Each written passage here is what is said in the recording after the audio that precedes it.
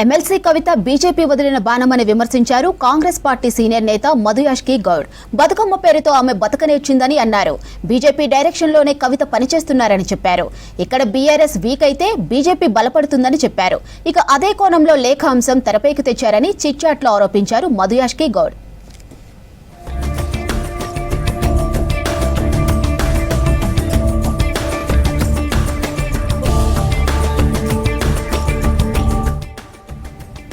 కవిత ఎంపీగా ఉన్నప్పుడు మోదీతో సెల్ఫీ దిగారని, బీజేపీ వ్యూహరచనలో భాగంగానే కవిత సొంత పార్టీపై ఎదురుదాడి చేస్తుందని చెప్పారు.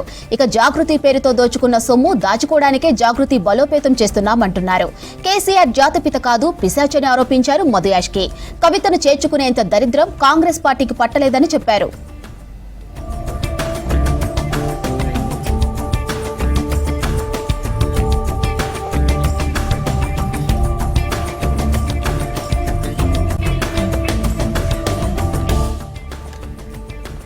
కవిత చేయని స్కామ్ లేదన్నారు మధుయాష్కి గౌడ్. నిజామాబాద్ లో జీఎస్టీ స్కామ్ చేసి 800 కోట్ల కుంభకోణానికి పాల్పడ్డారని చెప్పారు.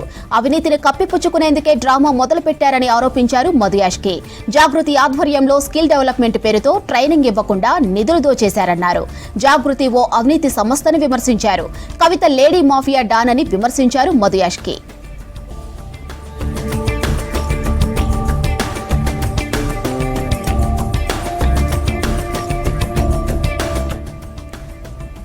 బ్యూటీ పార్లర్ నడుపుతున్న కవితకు కోట్లు విలువ చేసే బిల్డింగ్స్ బంజారాహిల్స్ లో ఎక్కడి నుంచి వచ్చాయని ప్రశ్నించారు మధుయాష్కి.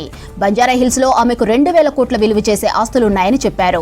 ఇక చెట్ల పేరుతో సంతోష్ కోట్ల రూపాయలు స్కామ్ చేశారని అన్నారు. ఆయన ఇప్పుడు ఎందుకు మొక్కలు నాటడం లేదని ప్రశ్నించారు.